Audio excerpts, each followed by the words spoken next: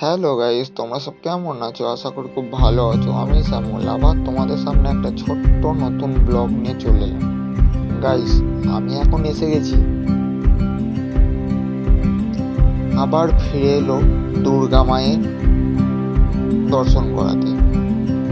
তো আবার ফিরে এলো দুর্গা মায়ের দর্শন বলতে গেলে শরৎকালে তোমরা যদি না দুর্গা ঠাকুরের দর্শন করতে পারো, তো এখানে সারা বছরই মায়ের দর্শন পাওয়া যাবে।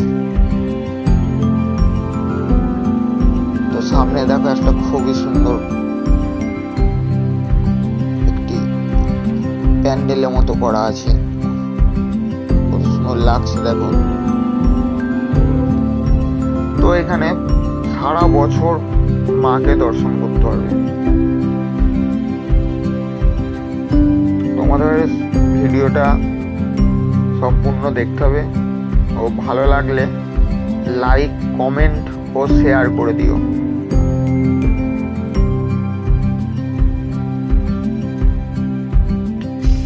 তো মাটির টেরাকোটা দিয়ে কত সুন্দর সাজানো দেখো, পুরো মনে হচ্ছে অরিজিনাল মণ্ডপ। কত সুন্দর লাগছে দেখো, জাস্ট ওয়াও।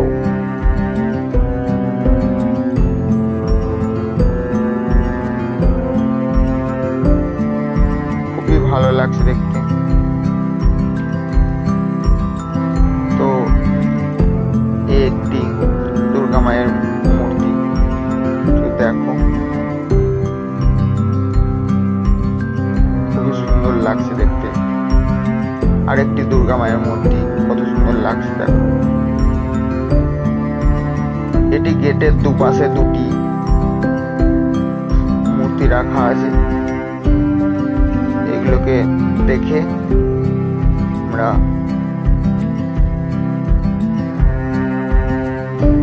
মেন জায়গায় চলে এলাম।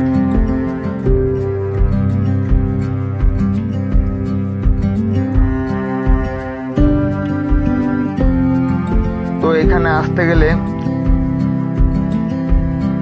শিয়ালদা থেকে ট্রেন ধরে রবীন্দ্র সরোবরে আসতে হবে। রবীন্দ্র সরোবরে এসে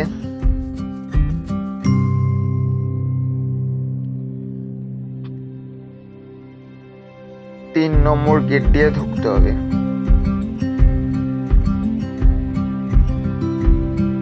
তো একটু এগিয়ে আসলে আপনারা দেখতে পারবেন কত সুন্দর মূর্তিগুলো দেখো গাইস, জাস্ট ওয়াও, কত সুন্দর লাগছে দেখো, অপূর্ব দেখতে লাগছে।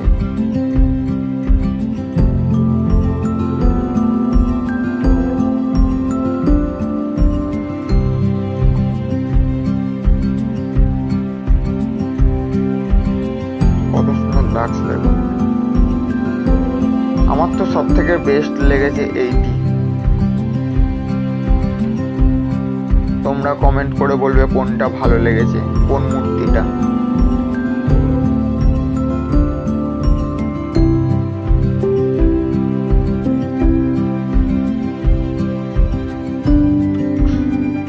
দেখে যাও কত সুন্দর সুন্দর মূর্তি। এটি মনে হচ্ছে অবিকল একটি মেয়ে বসে আছে আমাদের সামনে। এটি কিন্তু কাঠের তৈরি, কত সুন্দর লাগছে দেখো,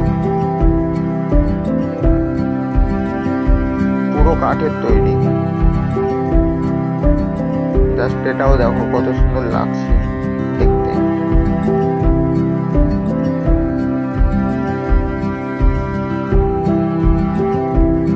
তো তোমাদের কোনটা ভালো লেগেছে সেটা কমেন্ট বক্সে আমায় জানাবে।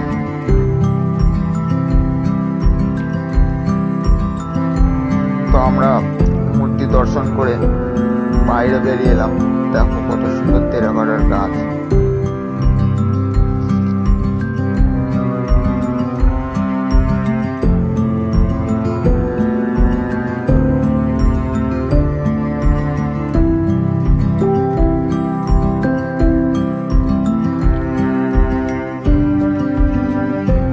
তোমরাও যদি মায়ের মূর্তি দর্শন করার জন্য আসতে চাও তো চলে আসতে পারবে। প্রত্যেক দিন খোলা থাকে।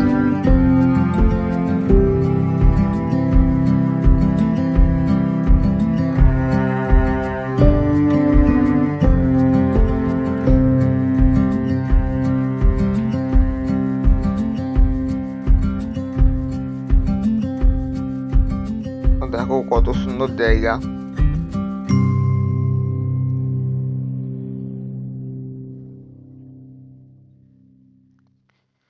ভিডিওটা যদি ভালো লেগে থাকে লাইক, কমেন্ট ও শেয়ার ও সাবস্ক্রাইব করে রাখবে। টাটা বন্ধুরা, আবার পরে আসছি।